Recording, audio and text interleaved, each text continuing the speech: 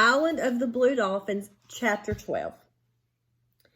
Many years before, 2 whales had washed up on the sand spit. Most of the bones had been taken away to make ornaments, but ribs were still there, half buried in the sand. These I used in making the fence. One by one I dug them up and carried them to the headland. They were long and curved, and when I had scooped out holes and set them in the earth, they stood taller than I did. I put the ribs together with their edges almost touching and standing so that they curved outward, which made them impossible to climb. Between them I wove many strands of wool kelp, which shrinks as it dries and pulls very tightly. I would have used seal sinew to bind the ribs together, for this is stronger than kelp, but wild animals like it and soon would have gnawed the fence down. Much time went into its building.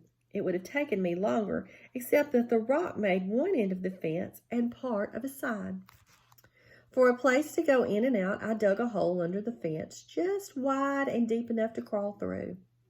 The bottom and sides I lined with stones. On the outside, I covered the hole with a mat woven of brush to shed the rain, and on the inside with a flat rock, which I was strong enough to move. I was able to take 8 steps towards the sides of the fence, which gave me all the room I would need to store the things I had gathered and wished to protect.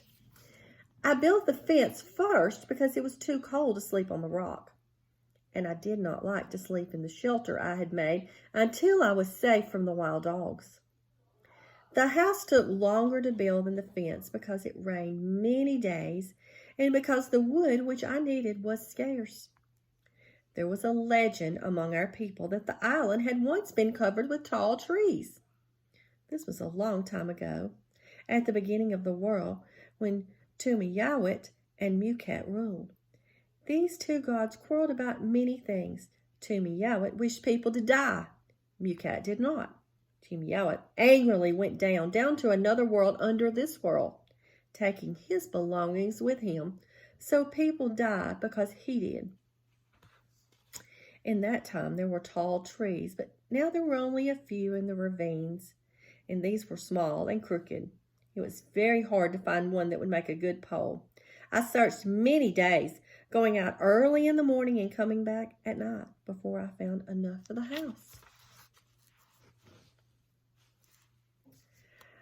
I used the rock for the back of the house and the front. I left open since the wind did not blow from the distance. The poles I made of equal length, using fire to cut them, as well as a stone knife, which caused me much difficulty because I had never made such a tool before. There were 4 poles on each side set in the earth, and twice that many for the roof. Then I bound together with some sinew and covered with female kelp, which has broad leaves. The winter was half over. I finished the house, but I slept there every night and felt secure because of the strong fence. The foxes came when I was cooking my food and stood outside gazing through the cracks. And the wild dogs also came, gnawing at the whale ribs, growling because they could not get in. I shot 2 of them, but not the leader. While I was building the fence in the house, I ate shellfish and perch where I cooked on a flat rock. Afterwards, I made 2 utensils. Along the shore there were stones that the sea had worn smooth.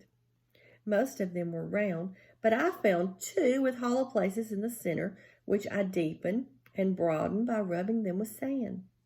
Using these to cook in, I saved the juices of the fish, which are good and were wasted before. For cooking seeds and roots, I wove a tight basket of fine reeds, which was easy because I had learned how to do it from my sister Eulape. After the basket had dried in the sun, I gathered lumps of pitch on the stove and softened them over the fire, and rubbed them on the inside of the basket so that it would hold water. By heating small stones and dropping them into a mixture of water and seeds in the basket, I could make gruel. I made a place for fire in the floor by my house, hollowing it out and lining it with rocks. In the village of Galisat, we made new fires every night. But now I made one fire which I covered with ashes when I went to bed. The next night, I would remove the ashes, blow on the embers. In this way, I saved myself much work. There were many gray mice on the island, and now that I had food to keep from one meal to the next, I needed a safe place to put it. On the face of the rock, which was the back wall of my house, were several cracks as high as my shoulder. These I cut out and smoothed to make shelves where I could store my food, and mice could not reach it.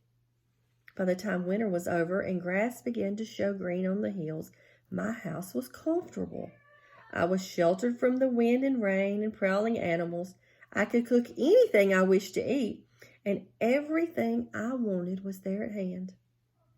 It was now time to make plans for getting rid of the wild dogs, which would kill my brother and would kill me should one ever come upon me unarmed.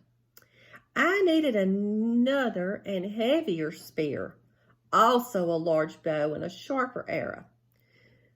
To collect the material for these weapons, I searched the whole island, taking many suns to do it. This left only the nights to work on them. Since I could not see well by the dim firelight I used for cooking, I made lamps of the dried bodies of little fish, which we call say-say. The say-say is the color of silver and not much bigger than a finger. On nights when the moon shines full, these little fish come swimming out of the sea in schools so thick that you can almost walk on them.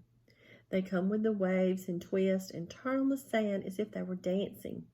I caught many baskets full of say-say and put them out in the sun.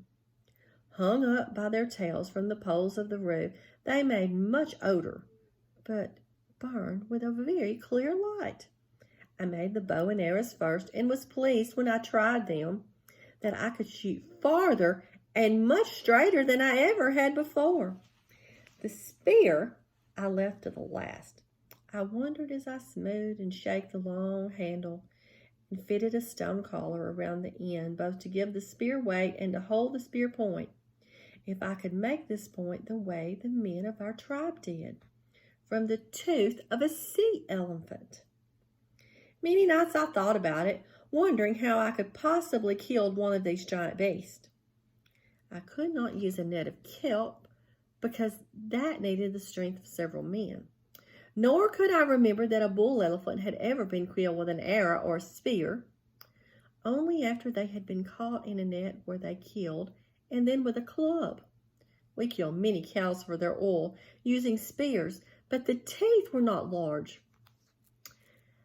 How I would do this I did not know. Yet, the more I thought about it, the greater was my determination to try, for there was nothing to be found on the island that made such good spear points as the tusk-like teeth of the bull sea elephant.